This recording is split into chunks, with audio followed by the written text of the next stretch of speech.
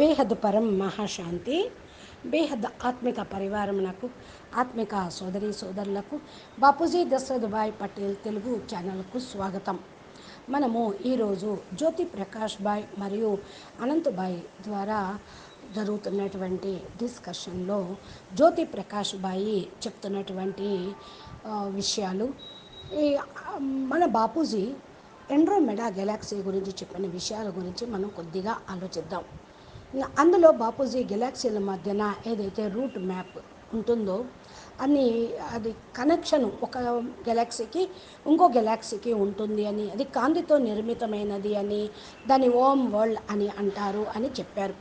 దీనిలోకి వెళ్ళటానికి ఈ ఓమ్ వరల్డ్ ద్వారా ప్రవేశించే ముందు తనిఖీ చేయటం జరుగుతుంది. ఈ తనిఖీ సూపర్ కంప్యూటర్ కన్నా, క్వాంటమ్ కంప్యూటర్ కన్నా శక్తివంతమైనటువంటి పరం లైట్ తోటి అక్కడ జరిగే సమాచారం యొక్క విశ్లేషణకు ఒక్క క్షణం కూడా పట్టదు. వాస్తవంగా అంత ఫాస్ట్ టెక్నాలజీ ఆ ఓమ్ వరల్డ్ లైట్ ఫామ్లో జరిగింది అని అనాలి. ఆ అంచనా మన ఊహ కూడా అందదు. అందుకే మనం చూస్తున్న ఈ సాంకేతిక పరిజ్ఞానం చాలా తక్కువ అనే చెప్పవచ్చు. బాపూజీ లెక్క ప్రకారం ఈ యొక్క సైన్స్ ముందు మన దగ్గర ఉన్న సైన్స్ దేనికి పనికిరాదు. ఇంకా విజ్ఞానం ఇంకా అంతవరకు మనది చేరుకోలేదనే చెప్పవచ్చు. అనంతభాయ్ దీనికి అంటున్నారు, ఇక్కడ ఒక ప్రశ్న వస్తుంది, దీని గురించి కొంచెం వివరణ చెప్పండి భయ్యా అంటూ ఉన్నారు. ఇప్పుడు చూడండి, మనం పరం శాంతి సంకల్పం చేస్తూ ఉన్నాము. దీని శక్తి ఎంతవరకు ఉంటుంది? ఎంత ఎక్కువ ఉంటుందా లేక తక్కువ ఉంటుందా? ప్రపంచ పరిస్థితి చూస్తే అలా అనిపిస్తుంది అని, తక్కువ ఉందా అని అనిపిస్తుంది అని అంటున్నారు అనంతభాయ్. దానికి జ్యోతి ప్రకాష్ భాయ్ అంటున్నారు, పరం శాంతి వైబ్రేషన్ల స్థాయికి మన వైబ్రేషన్లు ఇంకా చేరుకోలేదు, అంటే ఫ్రీక్వెన్సీ మ్యాచ్ అవ్వలేదు. నేను ఎందుకు అలా అంటున్నాను అంటే, ప్రపంచం పూర్తిగా నెగిటివ్ వైబ్రేషన్లతోనే నిండి ఉంది. బేహద్ పిల్లలు చాలా కొద్ది మందే ఉన్నారు. చాలా పవర్ఫుల్గా దానికంటే డబుల్ శక్తితోటి సంకల్పం చేస్తే, ఆత్మస్వరూపంలో ఉండి బాపుని జ్ఞాపకం చేస్తే దాన్ని మనం మార్చగలుగుతూ ఉంటాం. అంత శక్తి కావాలి. కనుక మనం వైదిక భౌతిక శాస్త్ర దృష్టి కోణంలో చూసినట్లయితే 4 రకాల వైబ్రేషన్లు ఉంటాయి. ఒకటి ఏంటి? మెకానికల్ వైబ్రేషన్లు. 2 ఎలక్ట్రోమాగ్నెటిక్ వైబ్రేషన్లు. ఇవన్నీ కూడా స్థూలమైన వైబ్రేషన్స్ అన్నమాట. అయితే ఈ మనం మాట్లాడే మాటలు కూడా ఒక రకమైనటువంటి శబ్ద తరంగాలే కదా. ఇవి కూడా మెకానికల్ వైబ్రేషన్లే. ఇవి వాయుమండలంలోకి వెళ్ళిపోతూ ఉంటాయి. మన మెదడులో పని చేసే అవి ఎలక్ట్రోమాగ్నెటిక్ వైబ్రేషన్స్ అనవచ్చు. మన కారణ శరీరంలో ఉన్న వైబ్రేషన్లను, ఆకాశతత్వంలో ఉన్న వైబ్రేషన్లను శాస్త్ర పరిభాషలో పశ్యంతి అని అంటారు. అవి కూడా ఒక రకమైన వైబ్రేషన్సే. ఇది ఆధ్యాత్మికానికి సంబంధించినవి. మనం ఆ వైబ్రేషన్ వరకు చేరుకోవాలి. అంటే మన పరం శాంతి సంకల్పాలు అయితే చేస్తూ ఉన్నామో ఆ వైబ్రేషన్ ఏదైతే వస్తూ ఉందో అది పశ్యంతి స్టేజ్కి చేరుకోవాలి అని చెప్తున్నారు జ్యోతి ప్రకాష్ భాయ్. దీన్నే పరాశక్తి అంటారు. పరం శాంతి వైబ్రేషన్లు కేవలం నోటితోటి అంటే ప్రయోజనమేమీ లేదు. మన మనసులో నుంచి ఆ వైబ్రేషన్స్ అనుభూతిగా రావాలి. ఎందుకంటే మనం ఫీలింగ్ తోటి సంకల్పం చేస్తే వైబ్రేషన్ల నుంచి అలాగా వచ్చేస్తూ ఉంటుంది. ఆత్మ యొక్క వైబ్రేషన్లు అయినా సరే, లేదా ఆకాశతత్వంలో ఉన్న పరం శాంతి, పరాశక్తి లేదా పశ్యంతి అని దేన్నైతే మనం అంటూ ఉన్నామో దాని వైబ్రేషన్స్ మన ఇంద్రియాల ద్వారా ప్రత్యక్షం చేయలేము. అంతఃకరణలో నుండి అనుభూతి చెందాలి. అనగా మనసు, బుద్ధి, ఉష్ణ అనగా సంస్కారాల యొక్క అనుభూతి చేయటం. అంతఃకరణలో అనుభూతి చేయగలం, ఆ వైబ్రేషన్లో అనుభూతి చెందటం. అందుకే బాపూజీ కూడా పరం శాంతి గురించి ఆలోచించండి, సోచో బోలో పరం శాంతి మిల్ జాయేగా అని అంటూ ఉన్నారు. అంటే అనుభూతి చెందటం. ఆ విషయాన్ని మనసు లోపల, మనసు లేదా బుద్ధి ఏదైనా కావచ్చు. ఎందుకంటే మనసు యొక్క సూక్ష్మ రూపమే బుద్ధి. కాబట్టి మనసు నుండి వచ్చినదే బుద్ధి. దానిని అనుభూతి చెందాలి. మనసులో అనుభూతి చెందటం, బుద్ధిలో అనుభూతి చెందటం, ఆ తర్వాత ఈ యొక్క అనుభూతి ఆటోమేటిక్గా బయటికి వచ్చేస్తుంది. అదేవిధంగా శాంతి యొక్క పరం శాంతి వైబ్రేషన్లు ఎప్పుడైతే అనుభూతి చెందుతామో అది ఆటోమేటిక్గా బయటికి వచ్చేస్తుంది. ఇది ఒక చోటే ఆగిపోదు. ఎందుకంటే ఇది ఒక శక్తి. ఆ శక్తి స్వతహాగానే మీ స్థూల శరీరం ద్వారా బయటికి వచ్చేస్తూ ఉంటుంది. కానీ సమస్య ఎక్కడ వస్తుంది అంటే మనం ఉన్నదే చాలా తక్కువ మంది ఆత్మలు. ఎక్కువ మంది ఇంకా బాపూజీ కనెక్షన్లోకి చేరలేదు. చేరినా కూడా చేయాల్సిన స్థితిలో వాళ్ళు లేరు.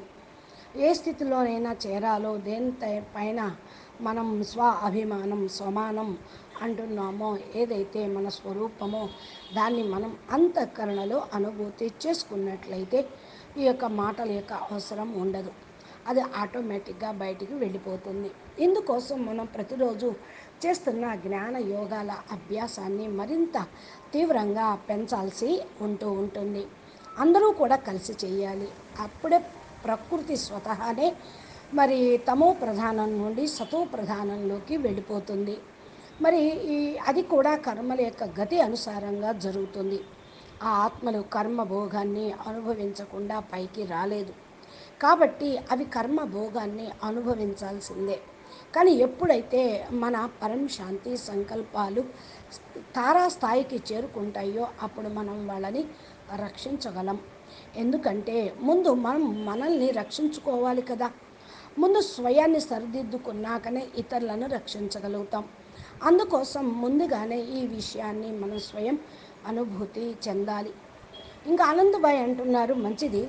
ఆ, మరి చక్కటి పురుషార్థం సంబంధించినటువంటి పాయింట్స్ చాలా చెప్పారు. మరి కొన్ని శక్తిని జాగృతం చేసుకోవాలి అని మీరు అంటున్నారు. వారు పురుషార్థంలో మరింత ముందుకు వెళతారు అని ఆశిద్దాం. మరి ఏదైతే స్వపరివర్తనలో ఎవరికి వారే మరింత ముందుగా వాళ్ళను వాళ్ళు తీసుకొని వెళ్ళాలి. విశ్వంలో కొత్త శక్తిని తీసుకుని రావటం, అప్పుడే ఈ పరివర్తన అయినా కొత్త శక్తి అందరిలో కూడా కనిపించటం మొదలవుతుంది.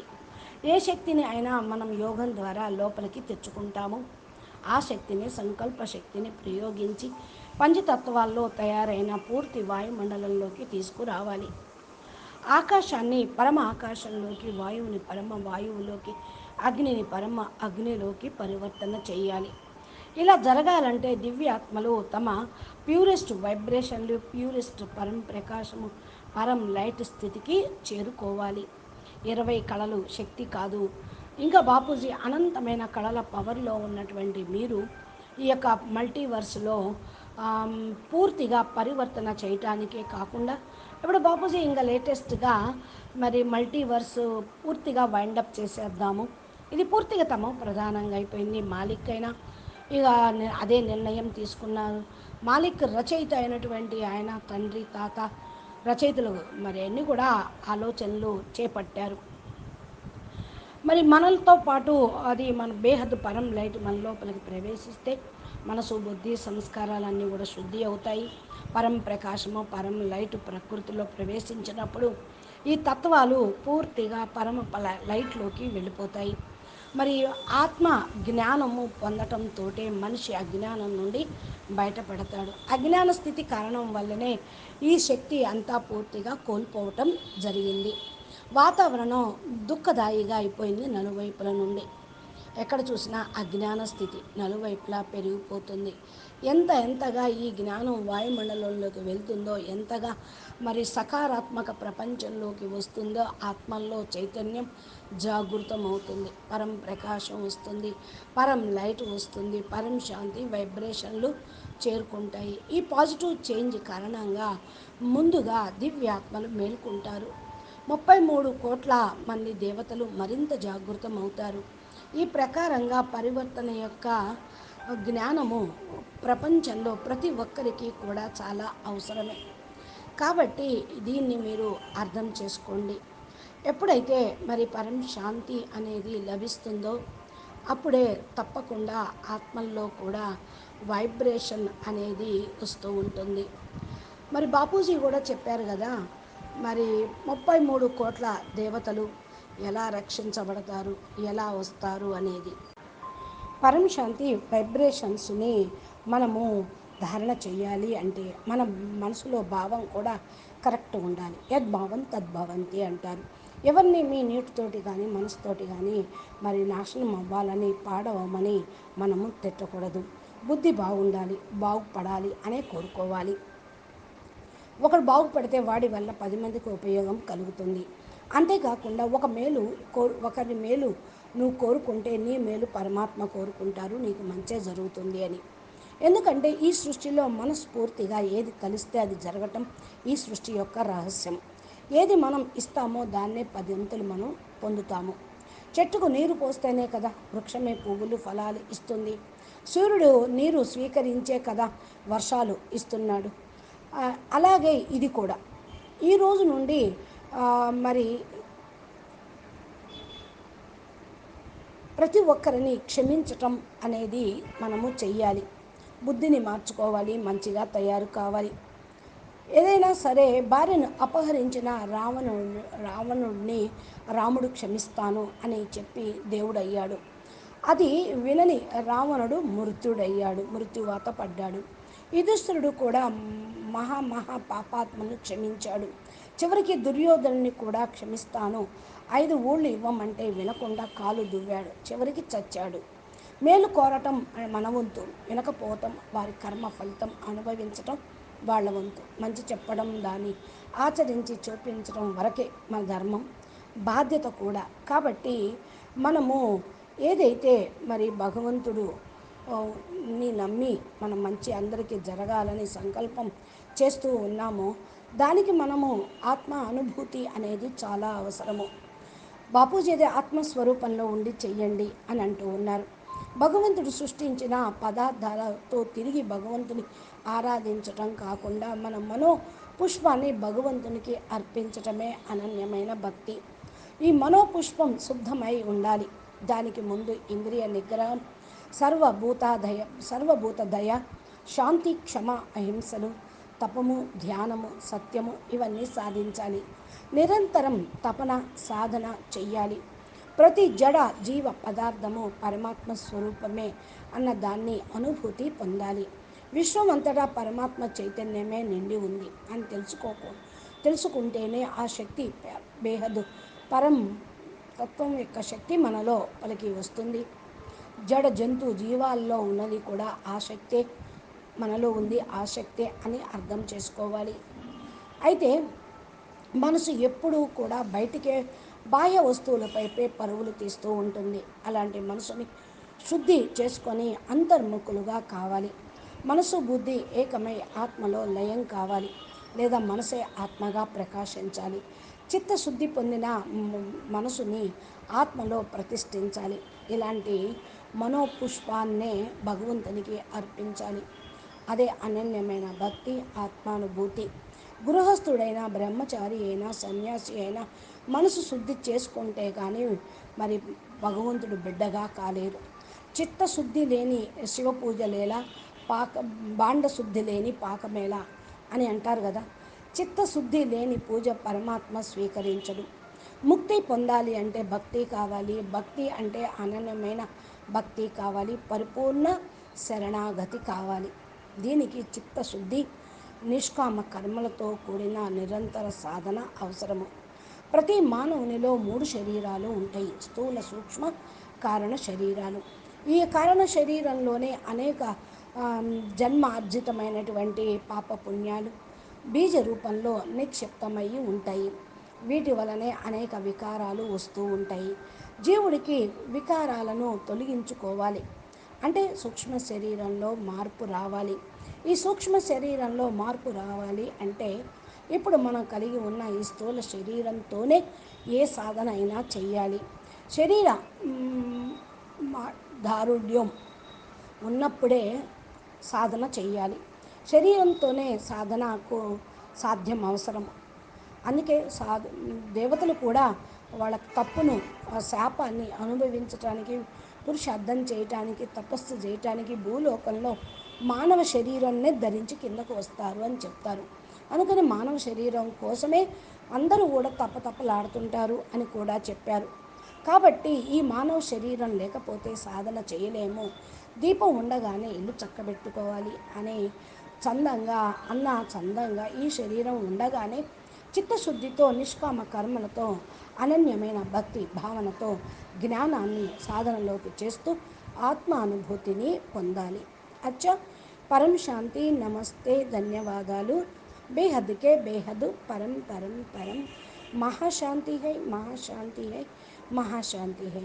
బాపూజీ దశరథ్ భాయ్ పటేల్ తెలుగు ఛానల్లో బాపూజీ అద్భుతమైన జ్ఞానము అనంతభాయ్ ద్వారా అనేక వీడియోల ద్వారా బాపూజీ కూడా ఇస్తూ ఉంటారు. మా దివ్య సందేశాలు, పురుషార్థానికి సంబంధించిన ధారణ పాయింట్స్, బాపూజీ టైం ట్రావెలింగ్ ఆత్మస్వరూపంలో ఉండి అనంత విశ్వాల సమాచారాన్ని మనకు బాపూజీ స్థితిగతుల్ని వర్ణిస్తూ ఉంటారు. మీరు ఈ యొక్క మార్గంలో ముందుకు వెళ్ళి చక్కటి గొప్ప సాధన చెయ్యాలి అనుకుంటే, మరి పరమాత్మను పొందాలి అనుకుంటే, యద్భావం తద్భవంతిగా మీరు భావించి స్వయం ఆత్మానుభూతి పొందాలి అంటే మీరు మా ఛానల్ని సబ్స్క్రైబ్ చేసి గంట సింబల్ని ప్రెస్ చేస్తే నోటిఫికేషన్ రూపంలో బాపూజీ ఇచ్చేటివి అప్లోడ్ చేసే వీడియోలు మీ మొబైల్కి వస్తాయి. నమస్తే, ధన్యవాదాలు. పరం మహాశాంతి. మీకు ఈ వీడియో నచ్చినట్లయితే లైక్ చేయండి, మీ బంధుమిత్రులకు షేర్ చేయండి, మంచి కామెంట్ పెట్టండి. నమస్తే.